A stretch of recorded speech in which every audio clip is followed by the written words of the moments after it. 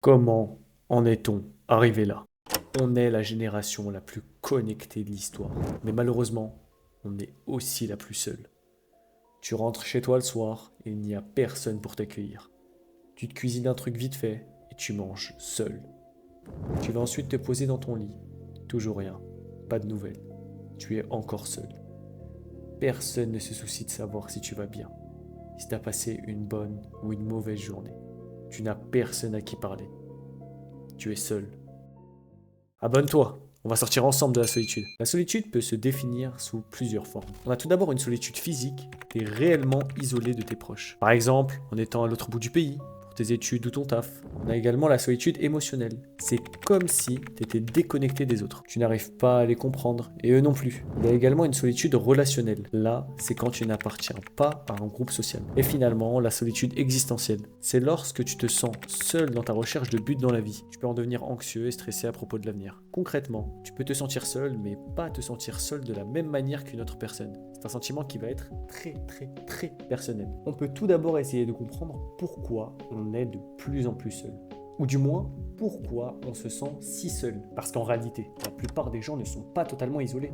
Ils ont de la famille, des amis, mais ne se sentent pas accompagnés et compris. Aujourd'hui, c'est de plus en plus simple d'avoir l'illusion d'être entouré. Un message par-ci, une story par-là. Toutes ces petites notifs nous font croire qu'on est entouré. Mais factuellement, tu es seul face à ton téléphone. Après tout, c'est normal.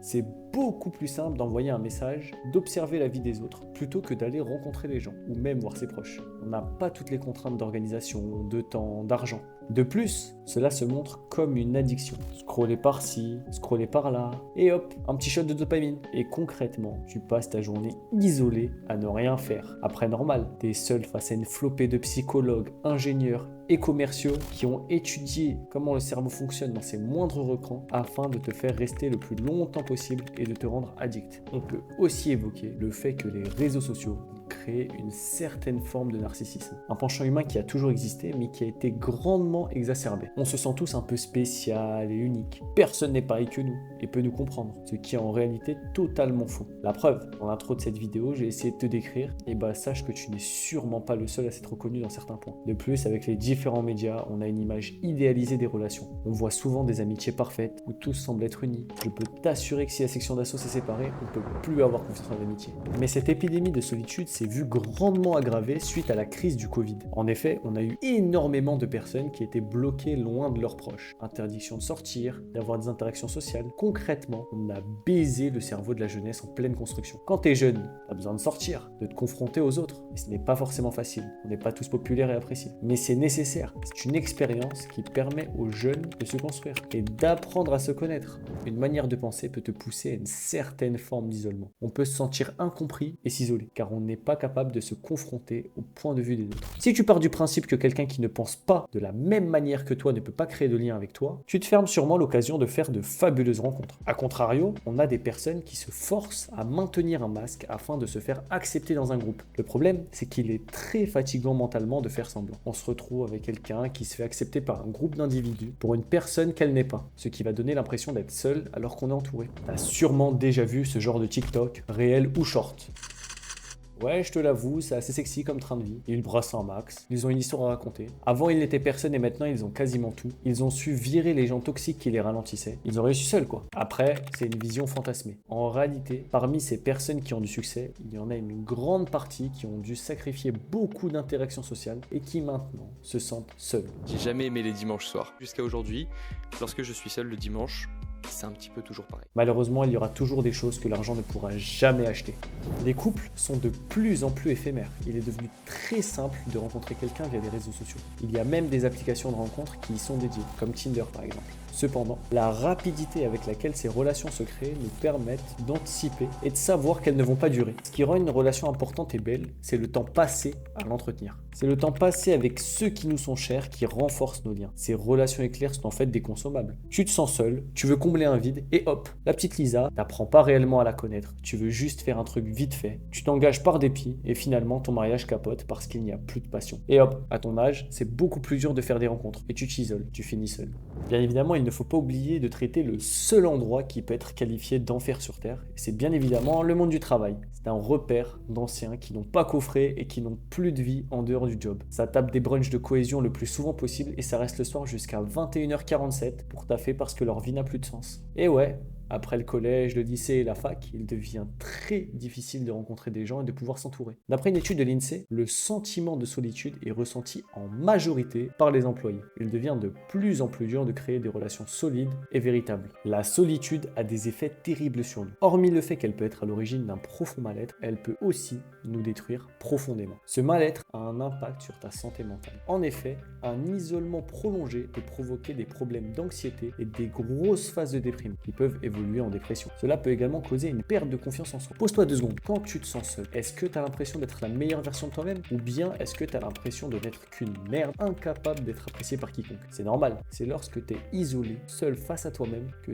toutes les choses auxquelles tu ne penses pas d'habitude te font cogiter. Sans oublier que ta solitude te fait développer des comportements négatifs. C'est pour combler ton ennui ou tes pensées négatives que tu vas tomber dans différentes formes d'addiction. Que ce soit les réseaux sociaux, les jeux vidéo, la drogue, l'alcool ou même le porno. Tu vas t'isoler de plus en plus pour ressentir du plaisir avec toutes ces drogues. Et en étant plus isolé, tu vas continuer à céder à tes addictions. Ça sera plus dur de sortir de cette merde. Des études menées par l'Université de Valence montrent que la solitude peut engendrer plusieurs maladies, telles que de l'hypertension artérielle, des maladies cardiaques, des accidents vasculaires cérébraux et plus globalement une diminution de l'espérance de vie. Les interactions avec les autres humains est de loin l'un des aspects les plus importants de ta vie.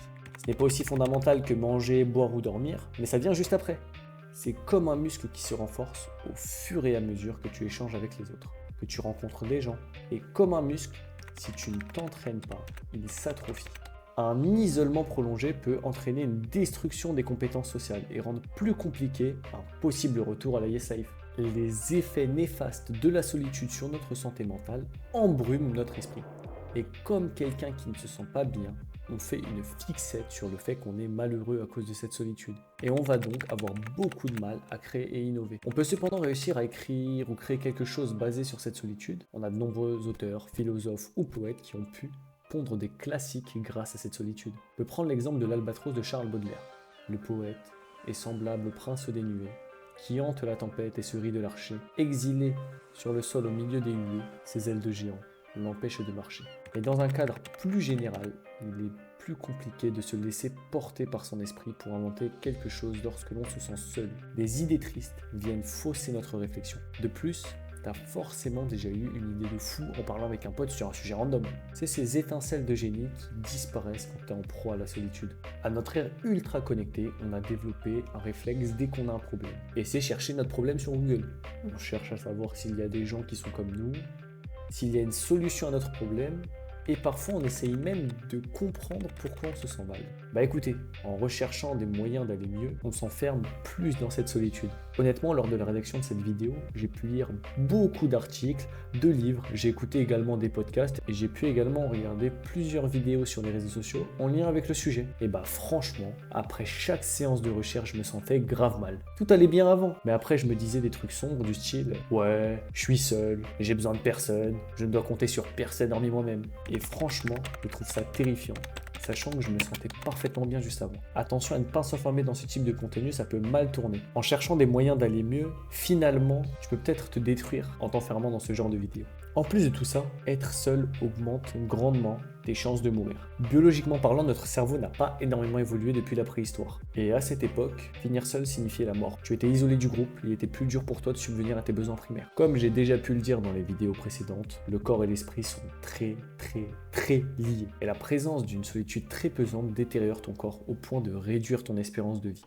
Malgré toutes les choses négatives que la solitude provoque, il y a toujours des personnes qui vont s'en servir afin d'en tirer leur épingle du jeu. On peut tout d'abord évoquer le fait que la solitude ait été rendue glamour. C'est vrai, c'est trop la classe d'être seul, ne compter sur personne, avec ça t'es forcément charismatique. Ça c'est du mal alpha ou sigma ou je ne sais quelle autre lettre de l'alphabet grec. Eh ben écoute-moi, c'est des conneries. La solitude, tout comme plein de problèmes que l'on rencontre dans sa vie, n'a rien de glamour. Et c'est une dinguerie de se filmer et de se montrer de manière misérable afin d'avoir de la reconnaissance.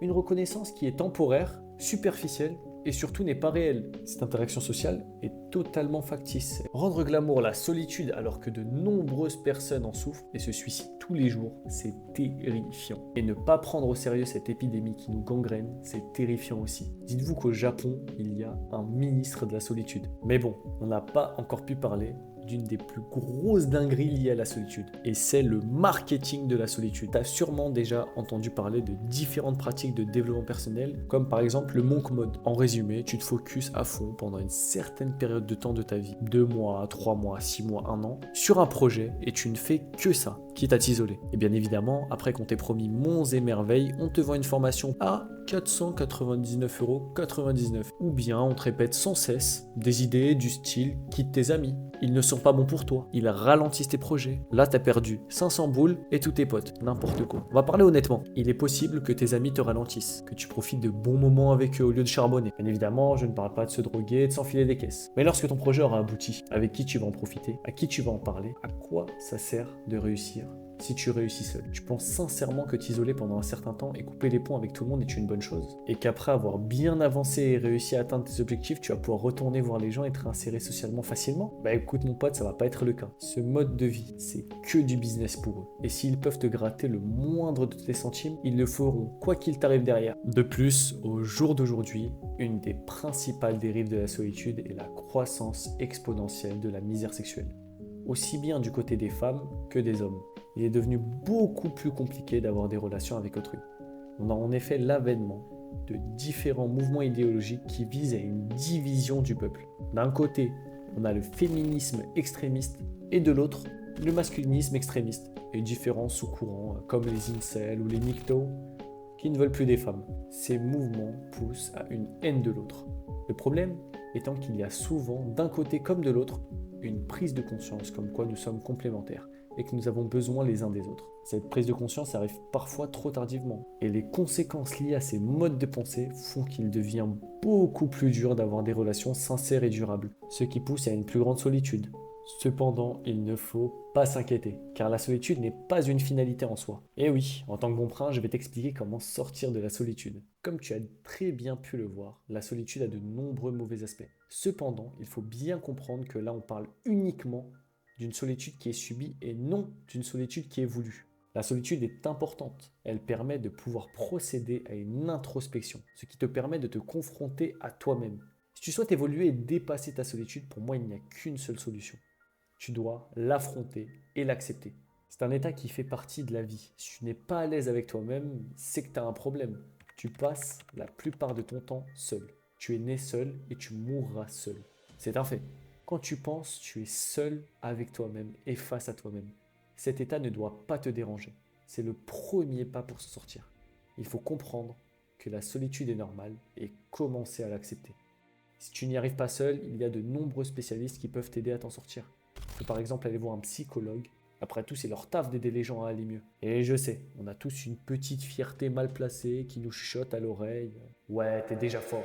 Tu peux t'en sortir tout seul, t'as pas besoin d'aide. Tranquille, ça va se passer, c'est qu'une mauvaise passe. Eh ben c'est de la merde. Et tu vas aller nulle part mon pote. Donc fais-moi plaisir. Et si tu n'y arrives pas seul, va te faire aider. Merci bien. Si tu te sens seul, peut-être qu'il faut que tu élargisses ton cercle social.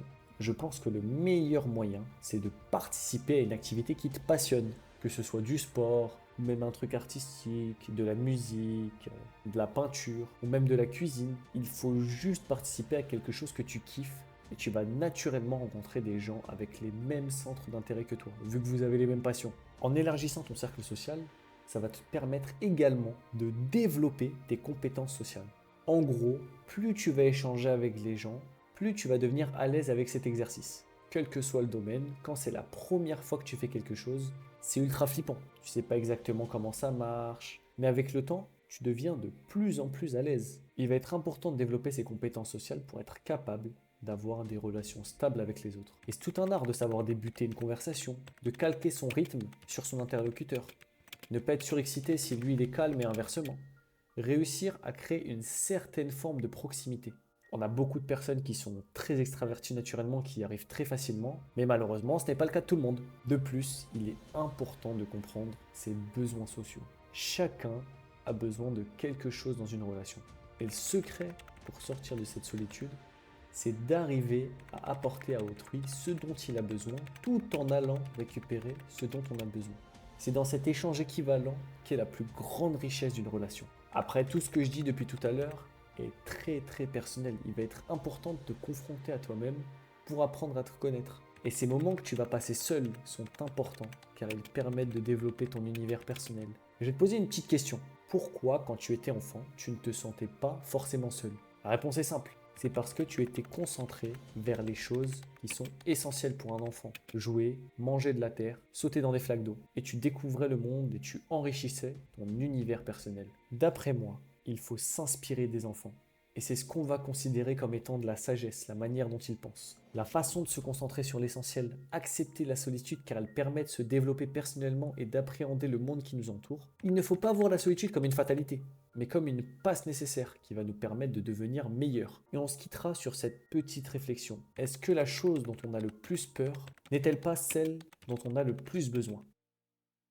Bon, on est déjà à la fin de la vidéo. Je tiens à vous remercier pour tout l'engouement que vous m'avez donné, toute la force que vous me donnez, ça m'encourage à continuer. D'ailleurs, pour ceux qui m'ont demandé dans la dernière vidéo, du coup, j'ai mis en place un compte Twitter. Voilà, tous les liens sont dans les commentaires ou dans la description.